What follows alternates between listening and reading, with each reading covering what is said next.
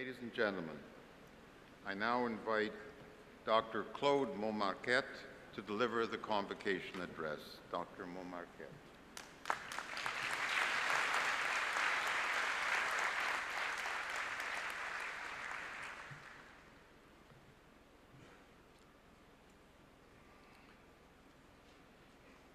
D'abord, merci à cette grande famille de McGill qui est maintenant la mienne.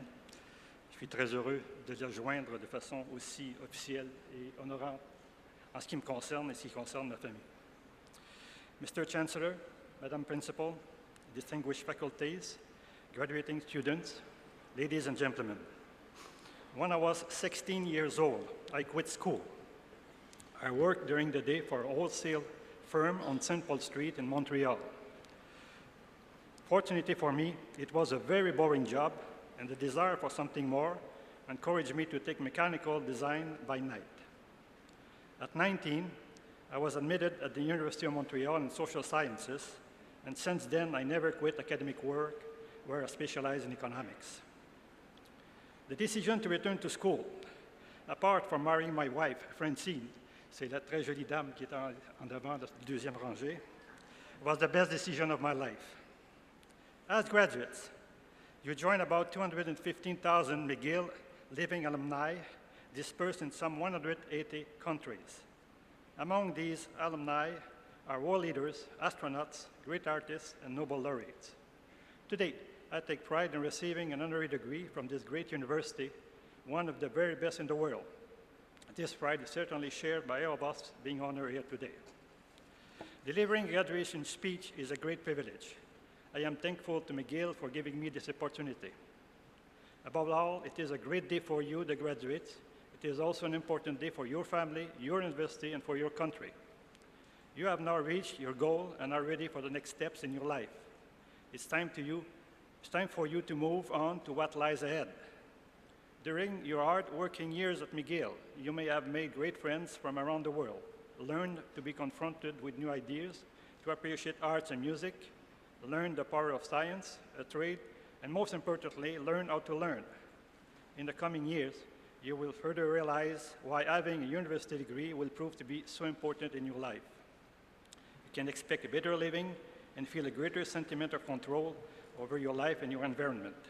Your high expectation will be transferred to your children, who you aspire to for an even better way of life. The word education comes from the Latin educere, meaning to lead out.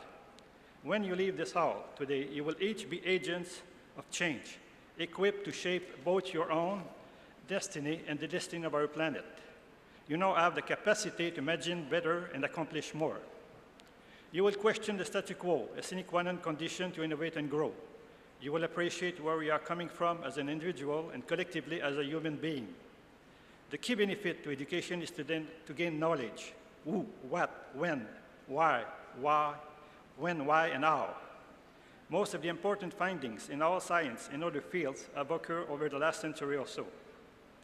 The development of university education has been a major factor, if not the key factor here. Some might still question its worth, with war, violence, poverty, deprivation of basic rights still present in the world. I respect their questioning, but I believe that they are in the wrong. Education has helped produce so many achievements among thousands of examples. For instance, many illnesses, including cancer, are now better controlled, and many can be cured. Since the ban of leaded petrol in 1996 in America, researchers estimate that IQ square have risen and 50 million crimes have been avoided. Think about all the gain realized in communication and transportation. Poverty and famine are now at the lowest point since our existence. Refusing to acknowledge social science, such as economics, could also be devastating. A major example is the Chinese famine that caused 15 to 57 million deaths between 1958 and 1961. During the Great Leap Forward, Chinese agriculture was organized into communes, and private plots were forbidden.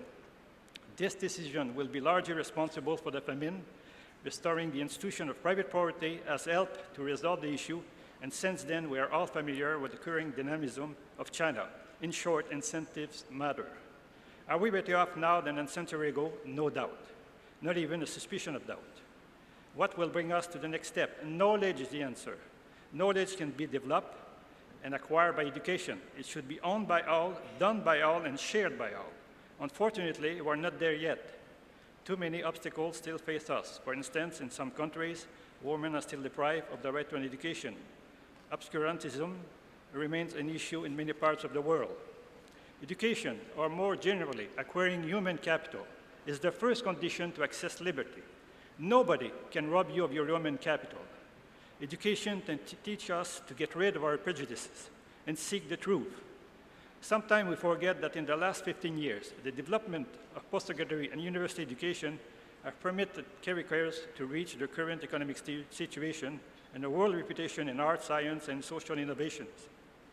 It will be a major mistake not to take the necessary decision and to take the necessary action to maintain and even accelerate the development of the university education.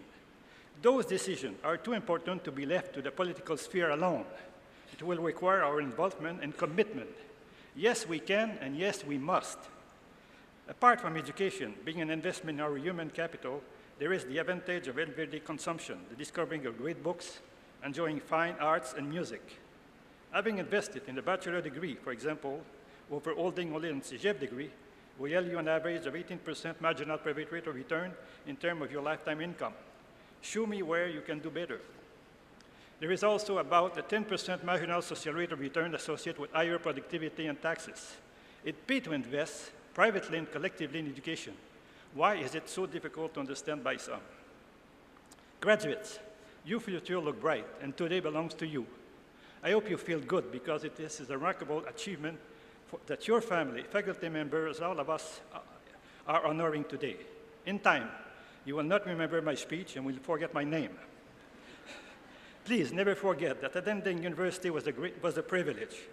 Graduating from McGill is a major honor, and you should hold your head high in tribute of your accomplishment.